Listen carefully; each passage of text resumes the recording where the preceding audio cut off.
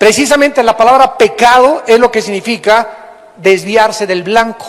Es la palabra griega amartia, pecado. Siempre que veas pecado es desviarse o no dar en el blanco. Entonces, nacimos chuecos, torcidos, totalmente desviados de nuestros sentimientos, de nuestro corazón, de nuestra voluntad. Más que todas las cosas. Y cuando dice que el corazón es perverso, significa que la condición del ser humano, así como nacimos chueco, no hay nada que nos pueda curar. Es incurable la situación humana. Esta es la razón por la cual hemos inventado Alcohólicos Anónimos. Y pues gracias a Dios que Alcohólicos Anónimos te quita la borrachera, Neuróticos Anónimos, Marihuanos Anónimos, Locos Anónimos, y hay ahorita, ¿verdad?, de todas estas organizaciones que están tratando de ¿qué cosa? De curar. Alcohólicos Anónimos solamente te cura el alcohol, pero no te cura lo mentiroso, ni te cambia el corazón, te corta una rama nada más, pero el problema está en la raíz. Entonces es incurable la condición del hombre. En el siglo XX se inventó la psicología, que es otra manera de tratar de curar al ser humano, y es la vergüenza más grande que pueda haber que un pastor mande a sus ovejas a un psiquiatra o a un psicólogo. Háganme nada más el favor. ¿Qué consejo el psiquiatra y qué consejo el psicólogo le va a dar a mi hijo o a tu pariente? Consejos del mundo, consejos de Freud, consejos ateos, pero no, porque no entiende que el problema es mucho más profundo que la mente. Los psicólogos y los psiquiatras tratan con la mente, pero no tratan con el corazón, no tratan con la raíz del ser humano, que nacimos incurables. Y cuando venimos a la Biblia, descubrimos que la única cosa que puede sanar al ser humano y curar al ser humano de esta condición en la que nacimos es la sangre de Jesucristo. Entonces el diablo nos va a mandar cientos de falsificaciones para tratar de mejorar nuestra condición aparentemente por afuera, pero el único que puede verdaderamente darnos la cura, la medicina, la vacuna para poder sanar nuestra condición interna, mis sentimientos, mis emociones, mi voluntad y mi intelecto, es la sangre que el Hijo de Dios derramó en una cruz hace 2000 años. Una de las verdades más importantes de la Biblia es que la Biblia nos muestra que todas las personas que quieran servir en el liderazgo espiritual van a ser probadas por el fuego. Dice el versículo 10, yo Jehová que escudriño o que penetro tu mente y además pruebo tu corazón, lo investigo, dice Dios. En el mensaje de las iglesias de Apocalipsis, capítulo 2 y 3, 7 veces Jesús dice a cada iglesia, yo conozco tus obras. A Filadelfia, Esmirna, yo conozco tus obras. Laodicea, yo conozco tus obras. Porque te dice Dios en esta noche, Juan, yo conozco quién eres. Conozco a qué hora te levantaste, qué revista estás leyendo, qué programas de televisión ves antes de acostarte, los videos que rentas en Blockbuster. Conozco los pensamientos que tienes cuando volteas a ver a una mujer. Sé tus motivos por los cuales me estás sirviendo. Yo te conozco, dice el Señor, y tenemos que tener esa conciencia de que Dios nos conoce. Él es el único, no el psiquiatra, ni el psicólogo, ni Alcohólicos Anónimos. Es Dios el que puede penetrar en lo profundo de nuestra alma y saber quiénes realmente somos. Y es el único que puede tratar con nuestras vidas. Pero Dios demanda de nosotros que para que Él pueda ayudarnos a salir de la bancarrota espiritual en la que nos encontramos, cooperemos y seamos honestos con Él. Que tengamos integridad, que podamos ser honestos con nosotros mismos y decirle, Señor, soy adicto a la pornografía, Padre, tú lo sabes, no te puedo engañar. Tú sabes que veo una mujer y la desnudo con los ojos. Señor, esto no puede ser así, porque esto va a maldecir mi matrimonio, va a maldecir mi vida, voy a traer maldición sobre mis hijos. Yo no puedo decir que te puedo servir así y seguir con esto. Oh Dios, escudriñame. Señor, te pido que me laves con tu sangre. Dime qué puedo hacer, te quiero servir. Señor, perdóname, quiero la sanidad. Si tú no tienes esa condición de quebrantamiento delante de Dios, y de convicción de pecado, Dios no puede hacer nada con tu vida interior. No todos son llamados al liderazgo espiritual, pero creo que nunca en la historia se necesitaban más líderes que ahora. En todas las iglesias se necesitan hombres como ustedes, varones de integridad, varones de honestidad. Ahora ya hasta el evangelio es un negocio, ustedes lo saben muy bien. Ya se convirtió en un negocio. Nació en Jerusalén y se convirtió en una religión. En Europa el evangelio se convirtió en una filosofía. En Estados Unidos se ha convertido en una empresa. Y así es ahora. Ahí me hablan por teléfono y me dicen, oiga, venga usted a predicar a Bogotá. Sí, ¿cómo no, hermano? Y me preguntan cuántos son sus honorarios. ¿Cómo que cuántos son mis honorarios? Sí, hermano, ¿cuánto nos va a cobrar? ¿Cómo que cuánto les voy a cobrar? Les pregunto. Sí, pues es que el predicador que se acaba ahí nos cobró $500 la noche. Y contratamos a un grupo musical que nos cobró $10,000 por venir a cantar. Y les dije, ustedes son los tontos por invitarlos. Son mercenarios del evangelio. ¿Cómo puede un hombre de Dios cobrar? Entonces, ¿qué nos pide? Pues mándeme para el avión, hospédeme donde ustedes quieran, un hotel de 1 estrella, 2 estrellas, lo que ponga en su corazón. Y si me quieren dar una ofrenda, dénmela. Yo no voy a ir a predicar a Bogotá, o no voy a Chile, o no voy a Ecuador por la ofrenda que me vayan a dar, mis hermanos. Yo voy porque estoy seguro que Dios quiere llevar el evangelio y yo dependo de Dios, no de ustedes. Si ustedes me quieren bendecir con algo, dénmelo. Pero si ustedes no me quieren dar ni siquiera una ofrenda ni para el camión, Dios me va a bendecir por otro lado. Pero mis motivos no pueden ser el negocio, el dinero, porque estoy descalificado para la obra de Dios. Dios escudriña y Él quiere saber los motivos por los cuales estamos viviendo para Él.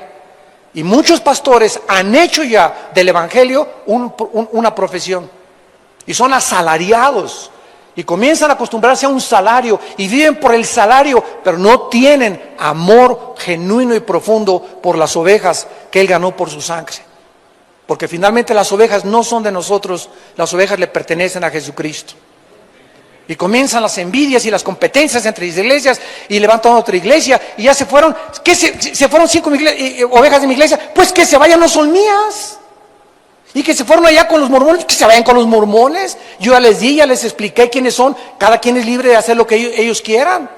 Y si quieren ir a otra iglesia o quieren pasarse, que se vayan y no hay ningún problema, ¿verdad? Y si les va como en feria, que les vaya como en feria. Pero las ovejas no son de nosotros. Entonces no puede haber entre nosotros competencias ni celos y menos roba ovejas, ¿verdad? Porque hay personas que levantan iglesias con ovejas de otras iglesias. Y estas son lo que yo llamo iglesias marucha.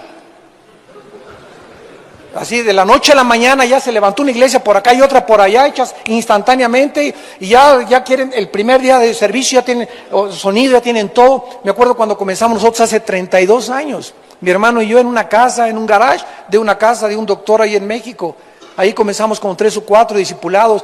Las iglesias comienzan en las casas discipulando a personas. Ahí comienzan las iglesias. No, ya voy a rentar un salón y 40 personas. Nadie, el principio de Dios es una semilla. De una semilla crece hasta convertirse en un grande árbol. Así es el reino de los cielos. El principio espiritual es todo comenzar. Pones un puesto de tacos, no quieres ya tener una cadena como Oxxo o como McDonald's. McDonald's comenzó en un garage vendiendo hamburguesas. El señor que comenzó con las hamburguesas en Estados Unidos. Todo comienza poco a poquito. No te aboraces, no seas ambicioso, porque no es la forma con la que Dios trabaja.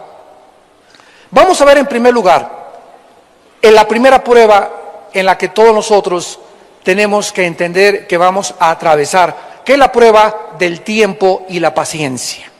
La prueba del tiempo y la paciencia. La palabra paciencia que encontramos continuamente en la Biblia es la palabra griega macrotumia. Macrotumia significa simplemente aguantar, soportar, permanecer debajo de una prueba. Es lo que significa la palabra paciencia.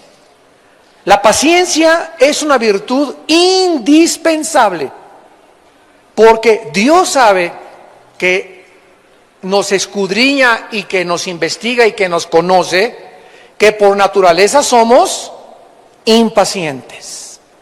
Se calcula ahorita que de cada 3 matrimonios menores de 25 años que se están casando, entre los 17, 18 y 25 años, de cada 3 matrimonios en Latinoamérica menores de 25 años, 2 están acabando en divorcio. ¿Qué nos habla esto, verdad? Que los chavos están impacientes por casarse, impacientes por hacer dinero. Almoloy y los reclusorios están llenos de presos, de hombres impacientes que quieren hacer dinero. Se quedaron sin trabajo, pues voy a robar o voy a vender droga o voy a hacer esto, etcétera, etcétera. Y esa precipitación de tu vida, de querer tener ya los centavos y querer tener esto y ya querer tener, ya quiero mi coche, ya quiero mi licuadora y quiero mi alfombra persa y quiero mis luces ya en mi casa, etcétera, etcétera. Eso es lo que lleva a los seres humanos a la perdición.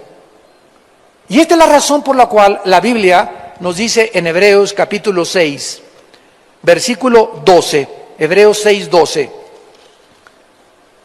las siguientes palabras: a fin de que no se hagan perezosos, sino imitadores de aquellos que por la fe y la paciencia heredan las promesas. Debemos imitar a aquellos que fueron pacientes para heredar lo que Dios les había prometido. ¿Qué nos ha prometido Dios a todos nosotros? Yo soy tu Dios y soy tu pastor, nada te faltará. Ningún arma forjada contra ti prosperará. Dios condenará toda lengua que se levante contra ti en juicio. Joven fui envejecido y no he visto a nadie desamparado, a un justo que mendigue el pan. Yo soy Jehová tu Dios, que te sostengo de tu mano derecha y te digo, no tengas miedo, no te dejaré, no te desampararé. Esas son las promesas de Dios. Pero de repente vivimos un mundo donde me quedo sin trabajo y no tengo empleo y me entra el pánico, me despego de Dios, comienzo a creer que realmente Dios no me va a cumplir esas promesas y entonces actúo impulsivamente y tomo una decisión de la cual me voy a arrepentir el día de mañana. Me voy a arrepentir el día de mañana porque actué impulsivamente. No quise esperar el tiempo de Dios para la mujer que Dios tenía para casarme.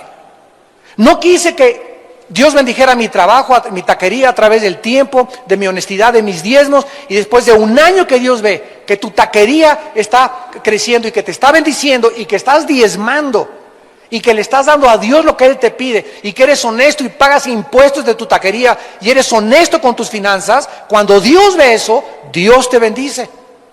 No antes. Cristo esperó 30 años. 30 años para comenzar a sacar demonios, a predicar el Evangelio y a sanar los enfermos. Imagínense a Cristo a los 23 años de edad. Señor, aquí hay enfermos, no le saques el demonio a nadie. Está bien, Señor, porque yo no hago nada de lo que tú me digas que no voy a hacer. Señor, esta persona está muriendo el Evangelio, no voy a hacer nada que tú me digas, no le prediques a nadie. 30 años su papá le dijo, no vas a hacer nada. Y él hubiera actuado en la carne. Oye, ya está, necesitamos predicar, necesitamos ir al Zócalo, necesitamos hacer estas cosas. Hay muchas veces que los fines son realmente altruistas y buenos, pero no siempre la voluntad de Dios es esa. Entonces Jesús dijo, yo no hago nada, sino lo que el Padre me dice que haga.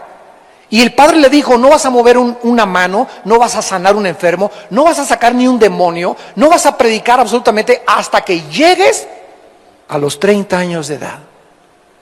Esta es la razón por la cual en Hebreos, dice la Biblia, capítulo 5, versículo 8, Hebreos 8, 5, 8, y aunque era hijo, hablando de Jesús, por lo que padeció, esto es asombroso, aprendió la obediencia. Cristo tenía que aprender, tenía que crecer aprendiendo. Y él tenía que aprender a obedecer a su Padre.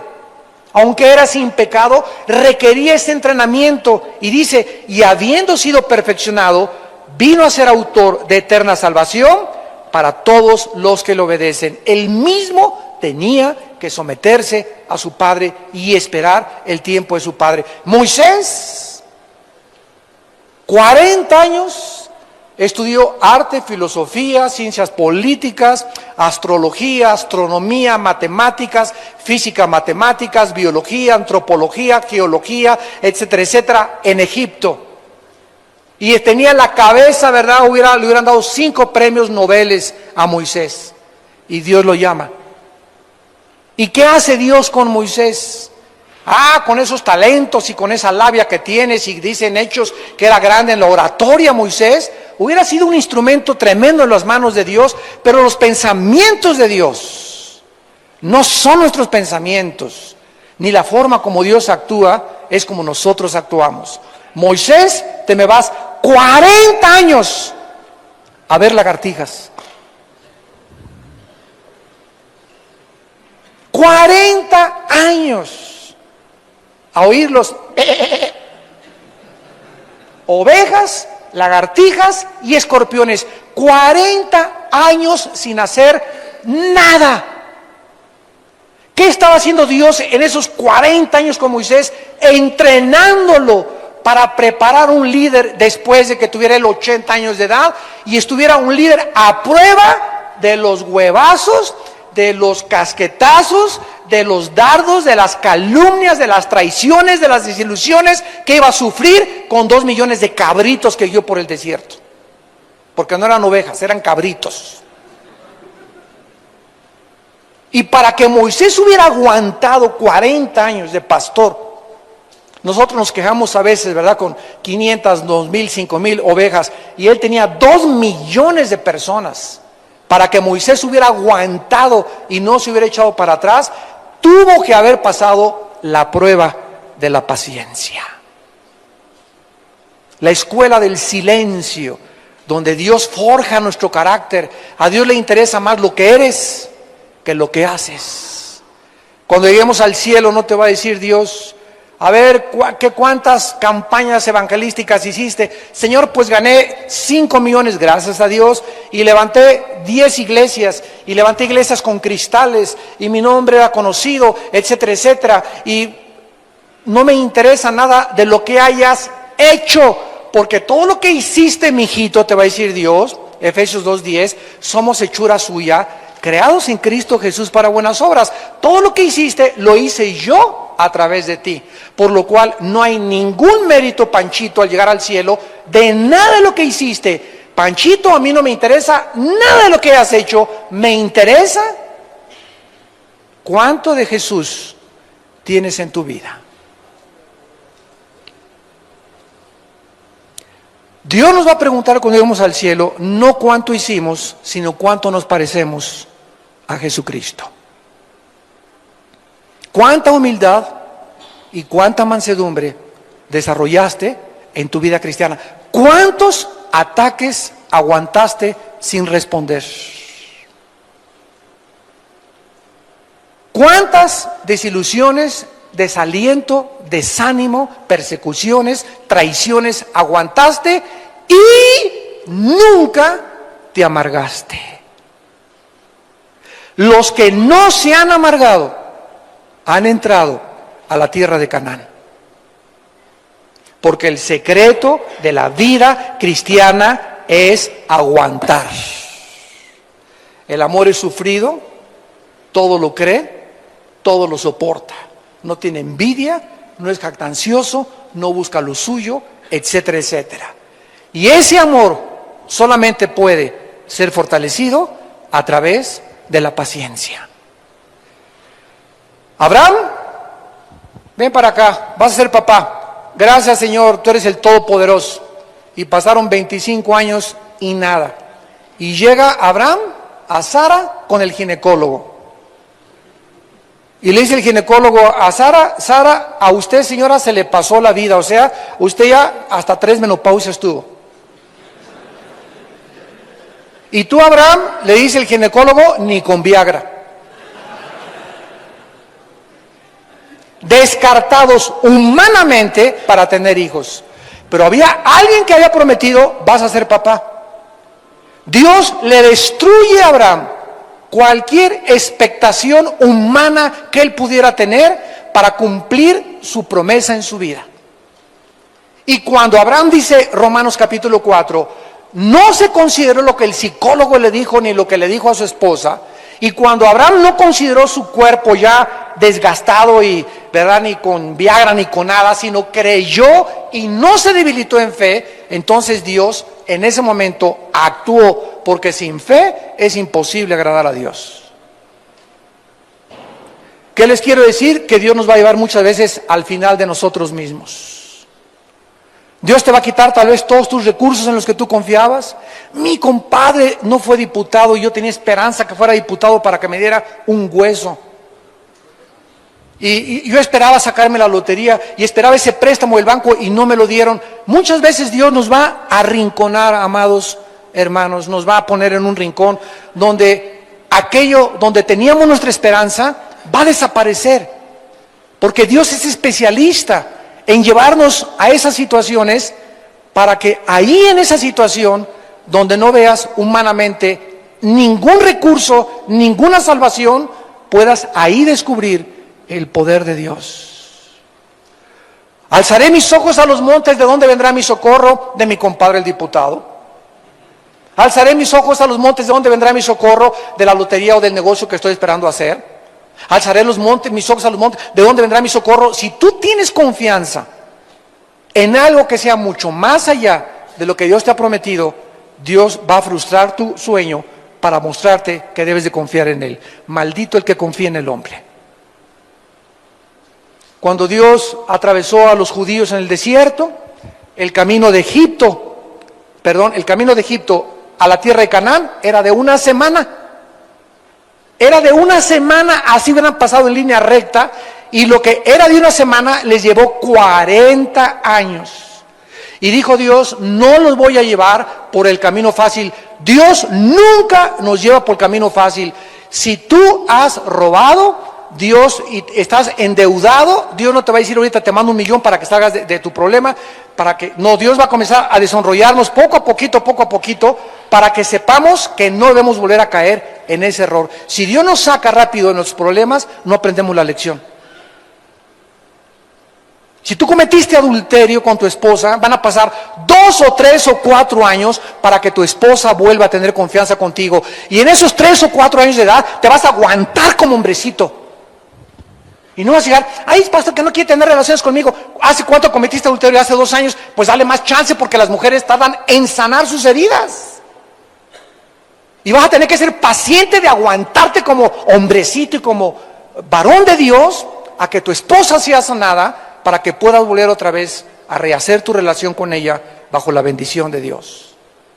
Si robaste, vas a tener que pagar 2 o 3 años en la cárcel, y cuando salgas al Molollo Reclusorio Norte, ¿verdad?, aprender la lección. Pero Dios no nos saca inmediatamente, nos perdona, pero la cosecha la tenemos que recoger, porque siempre lo que sembramos tenemos que recogerlo. Abraham, finalmente, Dios le dio la promesa del hijo y nació de una forma sobrenatural. En segundo lugar, tenemos la prueba del servicio. La prueba del servicio. En esta prueba, Dios te va a probar si estás dispuesto a realizar tareas más bajas a las que estás acostumbrado. Ninguna tarea es menor en el reino de Dios.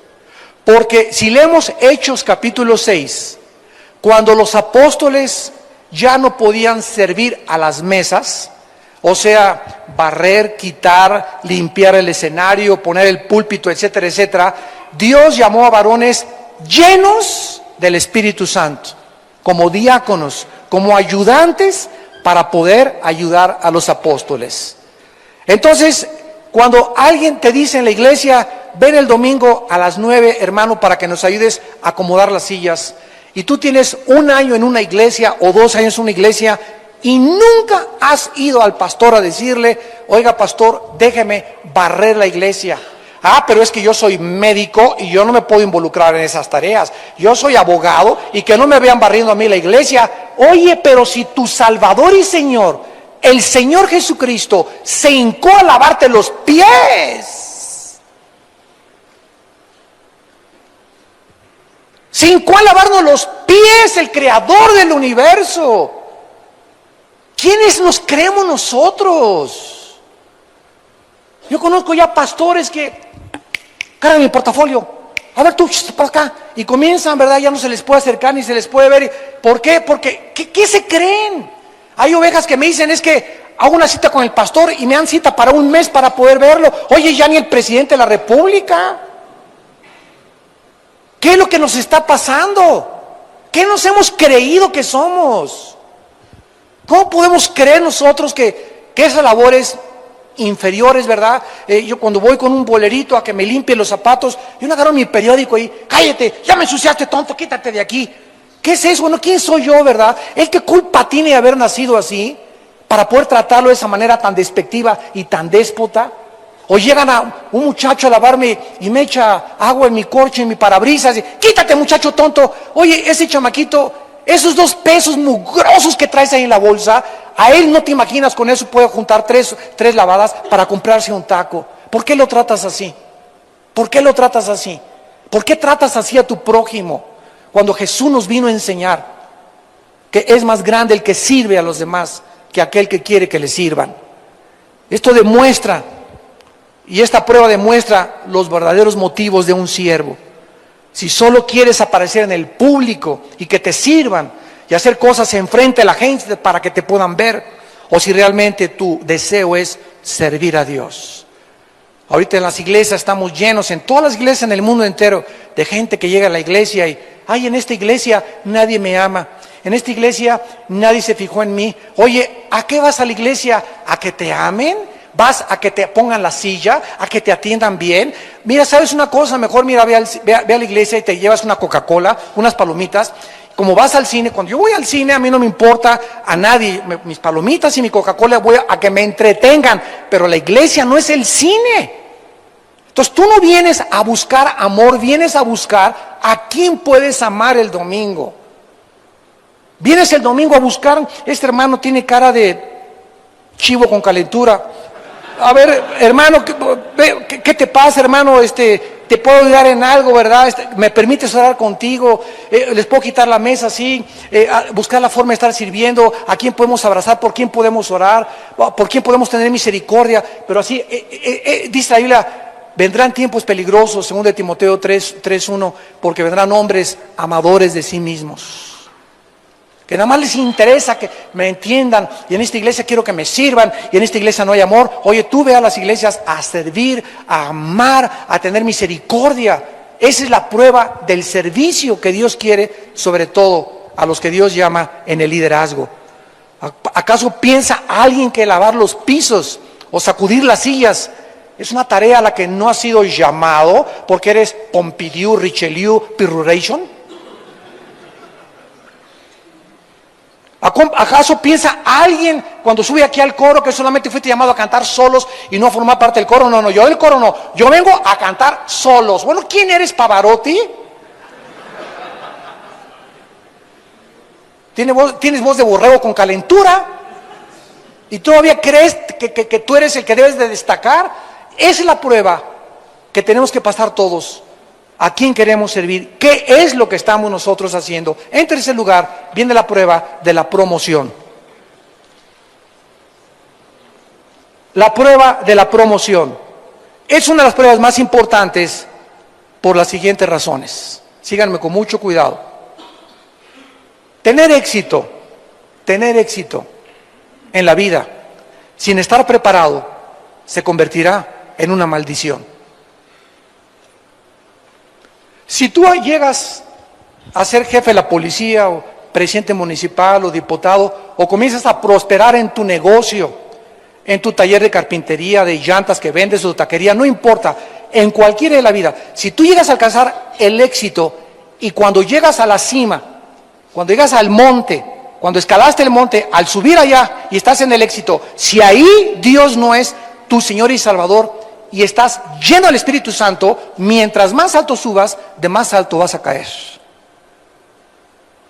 Porque cuando se alcanza el éxito sin estar preparado, el éxito nos marea, nos echa a perder, nos enferma, porque no fuimos creados para subir a la cumbre sin Dios. Dice uno de los cánticos de David: Señor, tú afirmarás mis manos en las alturas. O sea, Señor, si yo llego a ser gobernador de Israel por 40 años, ¿qué hizo Dios con David? Lo persiguió Saúl durante más de 7 años. Y se escondía en las cuevas David, y cuando David tuvo la oportunidad de matar a Saúl y él tomar el trono, porque él era el ungido de Dios, y quien es este, ¿verdad?, le perdonó la vida y dijo: hasta el tiempo de Dios, ¿quién soy yo para tocar al ungido de Dios? Por eso la Biblia dice que era un varón conforme al corazón de Dios. ¿Qué diferencia había entre Salomón y entre David? Los dos borrachos, parranderos y jugadores. Salomón se casó con quién sabe cuántas mujeres, David tuvo quién sabe cuántas mujeres, los dos fueron mujeriegos. Pero ¿qué pasó con Salomón? Dice en 2 de Reyes 11, las mujeres lo echaron a perder. ¿Cuál es la diferencia entre Salomón y David? Que cuando Salomón cayó en pecado, no se levantó más que cuando era viejito. Y cuando David cayó en pecado, no volvió a caer. Dios lo perdonó porque él regresó a Dios. Esta es la diferencia entre un corazón conforme a Dios. Tú puedes caer en pecado y caer otro en pecado, pero la diferencia entre uno y el otro es que si tú tienes un corazón conforme a de Dios, te levantas de tu pecado y ese pecado te sirve para no volver a pecar. ¿Cuál es la diferencia entre Judas y Pedro? Los dos culpables de alta traición, ¿no es verdad? Pedro lo negó 3 veces y el otro lo entregó. No hay pecado grande, pecado chico, los dos culpables de alta traición. ¿Cuál es la diferencia entre Pedro y entre Judas? Que uno no creyó en el perdón de Dios y se suicidó, y el otro lloró amargamente y Dios lo restauró. En esta prueba de la promoción es una de las más difíciles de aprobar, especialmente en la época que estamos viviendo, donde todos quieren ya ser reconocidos. Yo voy por todos lados, todos los predicadores ya quieren estar en la televisión, ya quieren que su nombre aparezca por acá, ya quieren una iglesia de 1000 personas, ya quieren fama, ya quieren poder. Y esto manifiesta, ¿verdad?, un orgullo escondido muy profundo en el corazón. Cuando alguna persona o líder siente que se encuentra estancado en su ministerio, porque en mi iglesia los pastores no me han reconocido que yo predico mejor que Billy Graham, y que yo soy mucho mejor maestro que Juan Calvino, y que yo soy el otro. ¿Quiénes son estos pastores para reconocerme? Voy a ir donde me reconozcan. Cuando una persona está en un ministerio y cree que no lo han reconocido, y esa persona se sale porque creen que no le dan el reconocimiento, esa persona se amarga y pierde la oportunidad de ser promovido por Dios. Porque dice la Biblia, ¿verdad?, que no es del oriente ni del occidente de donde viene la exaltación, sino de Dios. Es Dios el que nos exalta. Es Dios el que nos humilla en el tiempo de Dios. Dice 1 Pedro 5, humíllense delante de la poderosa mano de Dios para que Él los pueda exaltar. Si Dios quieres que te exalte Dios, humíllate. Sirve, haz tareas de las más bajas en tu iglesia. Humíllate con tus hermanos, aguanta la persecución, aguanta las calumnias, no te amargues, no le guardes rencor a nadie. Hayan hecho lo que te hayan hecho, perdónalos, perdona, sé libre de la amargura y del rencor, porque es un ancla la amargura que nos impide proyectarnos hacia el futuro. Una de las medidas más grandes de la verdadera madurez espiritual es el tiempo en que una persona puede esperar para ser reconocido. Es el tiempo que una persona espera para ser reconocido. El tiempo de Dios para exaltarnos no es el mismo tiempo de los hombres. Dios tiene un tiempo. Vayamos a un ejemplo en el libro de los Jueces, capítulo 9. En el Antiguo Testamento, esta parábola es preciosa y nos va a hablar claramente y ampliar lo que estamos tratando de enseñar. Jueces capítulo 9, versículo 7 al versículo 15. Aquí tenemos a un muchacho llamado Jotam, que escapó de la matanza de todos sus hermanos y Abimelec. Y todos en ese tiempo, en el libro de los Jueces, querían el trono. Querían ser reconocidos, querían dominar, querían ser líderes, querían el poder, querían mandar. Es algo que forma parte de la naturaleza caída del ser humano. Y entonces este muchacho Jotam se subió a un monte y les contó esta parábola, inspirado desde luego, indudablemente por Dios, que dice así, Jueces 9, versículo 7, cuando se lo dijeron a Jotam, el muchacho que estamos hablando, fue y se puso en la cumbre del monte Gerizim, y alzando su voz clamó y les dijo, oídme varones de Siquem, y así os oiga Dios. Fueron una vez los árboles a elegir rey sobre sí, y dijeron al olivo, reina sobre nosotros. Mas el olivo respondió, he de dejar mi aceite, con el cual en mí se honra a Dios y a los hombres, para ir a ser grande. Subrayen esa frase que se repite 3 veces y es la clave de esta parábola.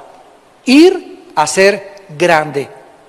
He de dejar mi aceite con el cual se honra a Dios, a los hombres, para ir a ser grande, o sea, para promoverme sobre los árboles. Y dijeron los árboles a la higuera, anda tú, reina sobre nosotros. Y respondió la higuera, he de dejar mi dulzura y mi buen fruto para ir a ser grande sobre los árboles. Dijeron luego los árboles a la vid, ven pues tú, reina sobre nosotros. Y la vid les respondió, he de dejar mi mosto que alegra a Dios y a los hombres para ir a ser grande sobre los árboles. Dijeron entonces los árboles a la zarza, anda tú, reina sobre nosotros. Y la zarza respondió a los árboles, si en verdad me elegís por rey sobre vosotros, venid, abrigaos bajo de mi sombra, y si no salga fuego de la zarza y devore a los cedros del Líbano. En esta parábola se nos demuestra un principio espiritual de la naturaleza espiritual, desde luego, que estamos tratando. Todo líder debe reconocer el lugar que Dios le asignó y permanecer ahí. Cuando vinieron los árboles y le dijeron en primer lugar al olivo, reina sobre nosotros, dijo, mi función, mi naturaleza es dar aceite. Así me hizo Dios. Yo no quiero promoverme ni salirme de mi función, porque no es a lo que me llamó Dios. Fueron entonces con la higuera, ven tu reina sobre nosotros. La higuera contestó, ¿sabe una cosa? Mi naturaleza de árbol, Dios puso en mi ADN la dulzura para dar fruto. ¿Por qué voy a estar buscando ir a promoverme y a ser grande entre los demás? No acepto, no quiero reinar sobre ustedes. Fueron entonces con la vid y le dijeron lo mismo, y la vid les contestó lo mismo. Yo he de dejar mi mosto, ¿verdad?, que alegra a Dios. Yo no tengo esas ambiciones de ir a ser grande. Vemos que cada uno de estos árboles reconoció el lugar que Dios le había asignado en la naturaleza. Y cuando un pastor se sale del pastorado y quiere ser evangelista y comenzar a recorrer toda la República Mexicana, porque el motivo no es predicar el evangelio, sino que lo reconozcan y que ya sepan quién soy Juan Camaney. En el momento en que tú te sales de tu autoridad que Dios te ha dado, pierdes la unción, pierdes el poder. Si Dios te dio lenguas, gracias a Dios por las lenguas, habla en lenguas, no trates de que el otro hable en lenguas. Al otro Dios le dio otro don, a otro le dio otro don. No podemos estar compitiendo ni decir, mi don es más grande que el tuyo, y ahora saca la lengua, y si no, hable así, porque necesitas hablar en lenguas, etcétera, etcétera, porque comenzamos nosotros a salirnos de los dones que Dios otorga soberanamente a cada uno de nuestras vidas y ministerios. Entonces, no trates de invadir una profesión o un lugar de autoridad al cual Dios no te ha llamado, porque entonces vas a fracasar. Esta parábola nos describe de qué manera solo un árbol desconocía la zarza, solo la zarza desconocía el lugar que Dios le había dado en la naturaleza, y los demás estaban contentos de permanecer como Dios los había creado. Fue la zarza la que estaba inconforme con el lugar que Dios le dio. y con el lugar que la naturaleza le había dado, ella anhelaba ser promovida. Ella quería reinar. En cuanto se propusieron, yo reino, vénganse, acérquense conmigo y van a tener mi sombra. ¿Qué puede una zarza dar de sombra? Es un árbol seco totalmente, ¿verdad? Y de esta manera ella estaba descomponiendo el orden natural de Dios. Nosotros también vamos a ser tentados por el maligno, amados santos de Dios.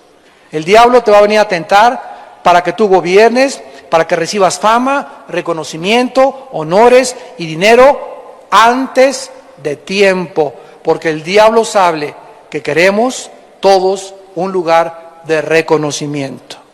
Y fue el ataque que le hizo a Jesucristo. Jesús, di esas piedras que se conviertan en pan. ¿Cuál era el ataque de Satanás? ¿No era pecado que se convirtieran en torta de milanesa, torta cubana, etcétera, etcétera, y Cristo se las hubiera comido? El comer no es pecado.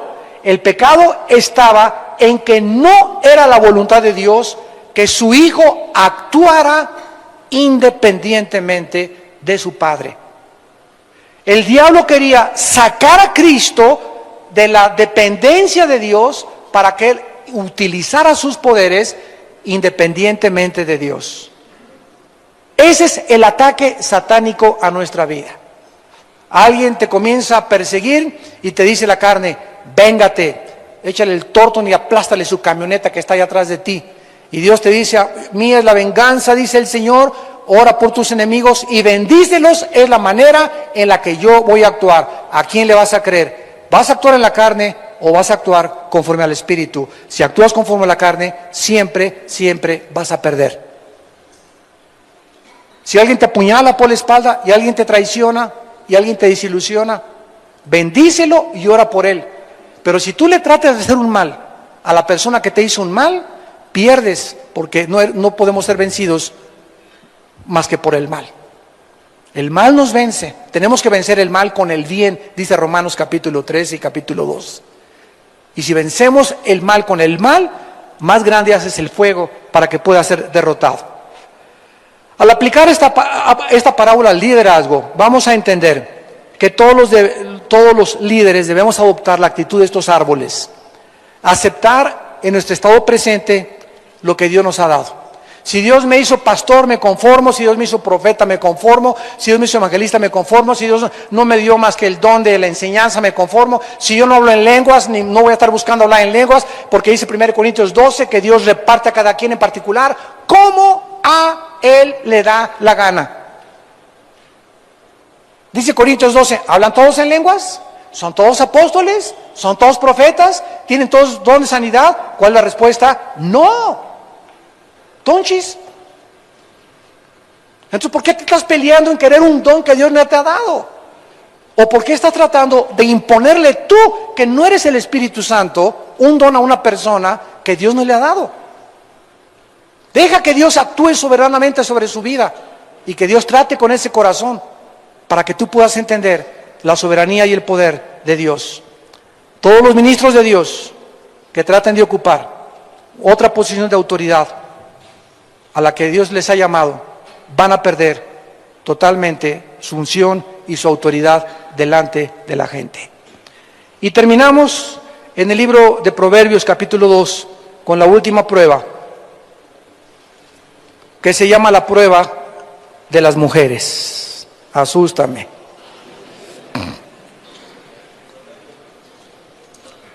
La prueba de las mujeres. No nos escapamos de esta prueba.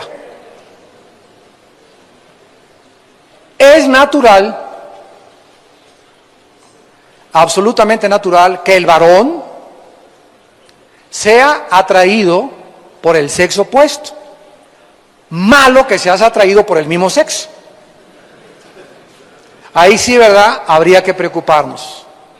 Entonces, si llega mi chamaco, ¿verdad? De 14, 15 años y papá, y por ahí veis a chava y se fue, ¿verdad? Es natural, gracias hijo, porque te están atrayendo las muchachas. Me va a preocupar cuando te atraigan los hombres. O sea, es natural la atracción del sexo opuesto. Sin embargo, cuando estamos casados o cuando estamos solteros, tenemos que aprender este impulso de atracción, de ver a una mujer, etcétera, etcétera, debemos de aprender a controlarlo y a dominarlo, porque Dios no nos ha dado un espíritu de temor, sino de valor, de poder y dominio propio. Si estos impulsos de tu corazón, acuérdense que es incurable el corazón y que solo la sangre de Cristo lo puede curar. Estamos descompuestos por dentro. Y cuando tú comienzas a darle rienda suelta a tus impulsos de beber alcohol, pornografía, drogas, un cigarro, pericazo, bachichazo de mota, lo que tú quieras, tarde o temprano, sin que tú te des cuenta, eso te va a comenzar a controlar. Y cuando tú quieras tratar de salirte, es como cuando tomo mis 2 dedos con una liga y le doy una vuelta a mis dedos. Con una liga hacen esto mis dedos. Si le doy 2 vueltas a mis dedos con la liga, ya es más difícil separarlos. Y si le doy 3 vueltas a mis dedos con la liga, ya es imposible hacerlos así. Ya estoy amarrado totalmente. Así es el pecado. El pecado primero te da una vuelta y coquetea contigo. Un cigarrito de vez en cuando, una mirada de vez en cuando, una revista pornográfica de vez en cuando, un video pornográfico de vez en cuando, y sin que te des cuenta, te comienzas a volver adicto a la pornografía y al sexo. Y comienzas a descomponerte internamente. Y puedes ir a la iglesia y orar a Dios, pero algo comienza a suceder en tu vida que comienzas a descomponerte porque te separas inmediatamente del poder del Espíritu Santo. El otro día estaba leyendo la vida de un asesino de mujeres en Estados Unidos llamado Ted Bundy. Mató a más de 40 mujeres y lo ejecutaron en la silla eléctrica en Florida. Y este hombre, cuando lo entrevistó el doctor James Dobson, que es un psicólogo cristiano, le dijo Ted Bundy al doctor Dobson: yo comencé con la pornografía a los 12, 13, 14 años de edad. Y después me di cuenta que ya no me satisfacía eso y veía una mujer y esa mujer la quería ya no en la película, en la realidad, agarrarla y tomarla. Y como no lo podía hacer, la tenía que matar. Y mató, comenzaba a meterlas a su coche, ¿verdad? Y tú veías la cara de este tipo de Ted Bundy y tenía cara, ¿verdad?, de San Crisóstomo. Así no era mal parecido, era un muchacho de una profesión y todo, y las muchachas pues se subían al carro y ahí las noqueaba, las cloroformaba, las violaba, las asesinaba. Más de 40 mujeres se aventó en 4 años, hasta que finalmente cayó el juicio sobre él y lo ejecutaron en la silla eléctrica. Pero él dijo, y me impresionó que dijo: comencé con la pornografía. Y después le dijeron, y si no te hubiéramos agarrado, ¿qué hubiera seguido? Dice: me hubiera vuelto un homosexual. Porque ya ni las mujeres me satisfacían. Y comienzas con el sadomasoquismo y llega un momento en el que ya te vuelves loco totalmente y ninguna mujer, ningún hombre te satisface porque te llenas de demonios que destruyen tu mente, tu corazón, tu voluntad, tu vida, tu ministerio, tu propósito y todo aquello por lo cual el Hijo de Dios dio su vida por nosotros en una cruz. En Proverbios el rey Salomón dice en el capítulo 2, versículo 16, serás librado de la mujer extraña. En el libro de Proverbios la mujer extraña es la mujer que no es para ti. Dios tiene una mujer para ti y una mujer para mí. Y cuando nos casamos, las otras 2.4 billones de mujeres, Carmelita, Rosita, Pancha, Anacracia, Lucrecia, etcétera, etcétera, bye, adiós, ya no voy a andarme haciendo el tonto con ninguna ni con la secretaria, les digo adiós a todas, porque ahora a esa que yo tengo delante de mí, esa es la que Dios me dice: quiero que te consagres a esa que tienes, que es la madre de tus hijos. Y cuando tú te consagres a esa y le entregues tu vida y la ames como yo te amé, y en la cruz del Calvario te voy a prosperar, te voy a bendecir. Señor, pero que se puso gorda, ponla a correr.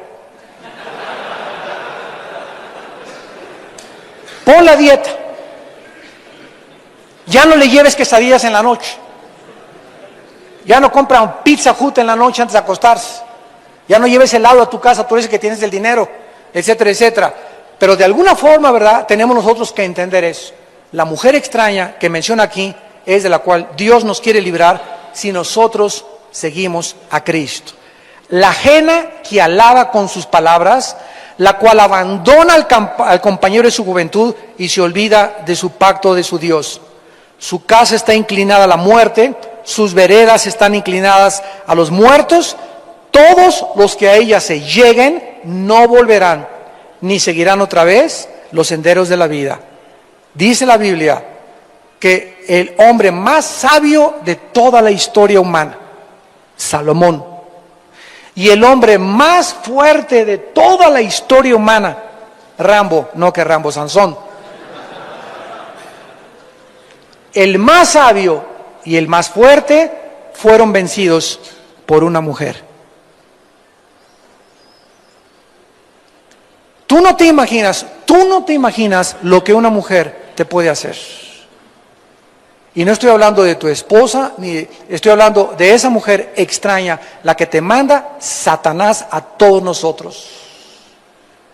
Y más cuando llegamos a los 45, 50 años, ¿verdad? Ya al quinto piso, que comienzan a creer muchos hombres, todavía estoy aquí papuchón, y si las muchachas te comienzan a ver, ¿sabes una cosa? Con la cara de cocodrilo que tienes de las lagunas de Zempoala, hijo. ¿Crees que esa chava anda tras tus huesos por eso? Esa chava quiere que le pagues un departamento, que le compres un vestido, etcétera, etcétera. ¿Qué va a andar por la cara y con la nariz de perico de Rusia que tienes, hijo? Pero comenzamos a creer, ¿verdad? Pues somos vanidosos los hombres. Y esas mujeres, dicen Proverbios, la mujer caza la preciosa alma del varón. Miren lo que dice Proverbios 5. Proverbios 5, versículo 3. Los labios de la mujer extraña destilan miel. Su paladar es más blando que el aceite. Una mujer cautiva. Cualquier mujer que se acerca a mi vida o a tu vida, ay hermano, y usted es lo máximo, y usted sí, a ver, y tú ahí vas de menso, ¿verdad? A ver, acérquese aquí mi panchita, aquí va a encontrar, a ver, aquí yo la acaricio, aquí yo sí voy a comprender, etcétera, etcétera. Una mujer siempre se acerca para debilitarnos emocionalmente. Por eso yo les digo a mis pastores y en los congresos de pastores en el mundo entero, donde voy a predicar a los pastores, un pastor nunca le da consejo a una mujer sola. Que doña Panchita quiere, espéreme, voy a traer a mi esposo. Que me urge, pues aguántese, quédese con sus demonios hasta mañana.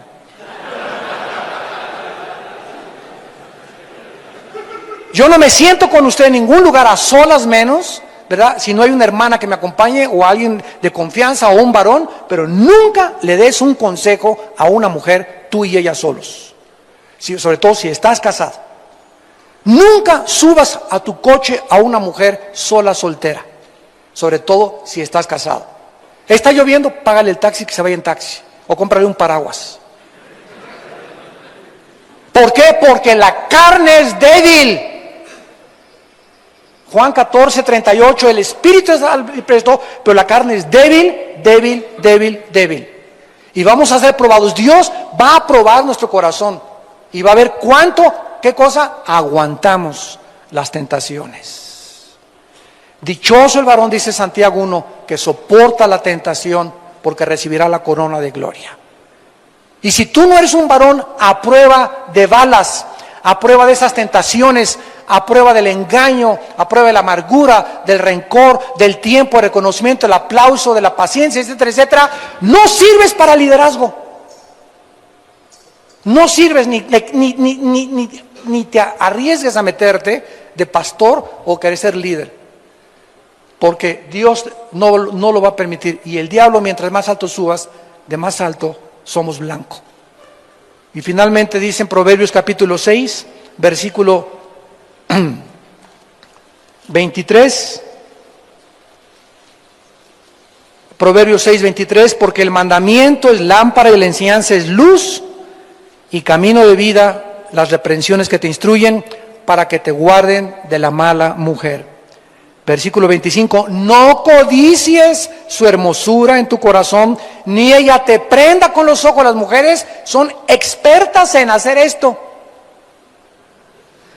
Y tú ahí vas, ¿verdad? Dice, como va el buey al degolladero, ahí va. ahí vas detrás creyendo, ¿verdad? Y no es más que las arañas. Estaba viendo el otro día en Discovery cómo tejen así la araña, la tela de araña, las arañas en su pancita, etcétera, etcétera. Y son casi invisibles a las mariposas y a muchos insectos. Y cuando cae una mariposa en la tela araña, la araña corre y le inyecta en la panza un líquido y la duerme, la envuelve más y se la comienza a comer. Y así es la mujer, como una telaraña que te pasa por acá y te pasa la otra por allá y te chulea y esto y el otro, y tú te vas con la finta y caes cuando tienes una mujer que es la madre de tus hijos, una mujer que quiere ser fiel a tu vida, una mujer en la que tú estás comprometido por toda la vida, donde Dios te va a bendecir. Echas a perder tu vida, echas a perder tu ministerio y todo lo que Dios tiene por una mujer que te prendió con sus ojos y con su boca. Y dice el versículo 32, el que comete adulterio es falto de entendimiento. Corrompe su alma el que tal hace, heridas y vergüenza hallará, y su afrenta nunca será borrada.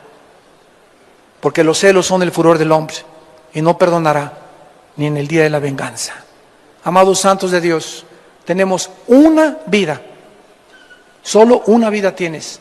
¿Cuántos de ustedes saben si van a vivir mañana? Nadie.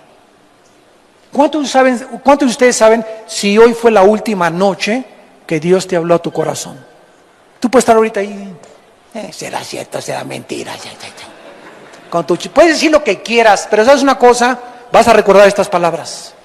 Y Dios en su misericordia en esta noche te ha traído y en este día a oír su voz, para que cuando oigas su voz no te endurezcas, porque si tú cierras tu corazón a las palabras de amonestación y de advertencia que Dios hace para que regreses a Él esta noche arrepentido, mañana tal vez será demasiado tarde.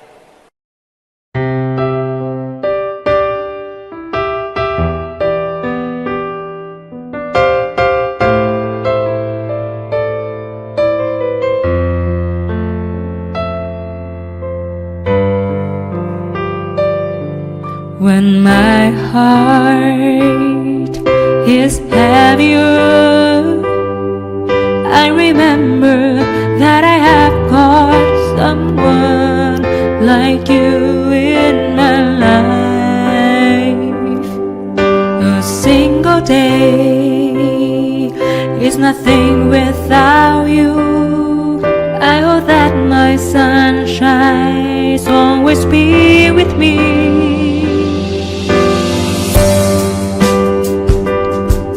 Complete me and my being. Your smile cultivates my heart. I am so not me when you look at me. I forget what I really had to say. This is the magic of your love for me. Is my soul the destiny that I am recall of my dreams?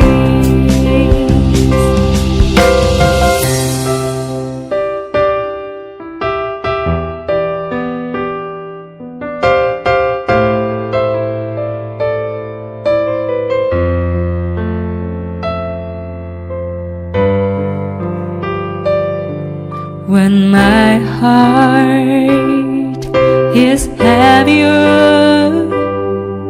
I remember that I have got someone like you in my life. A single day is nothing without you. I hope that my sunshine will always be with me.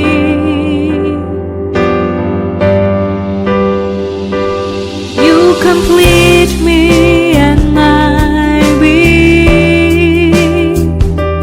Your smile cultivates my heart. I am so not me when you look at me. I forget what I really had to say. This is the magic of your love for me.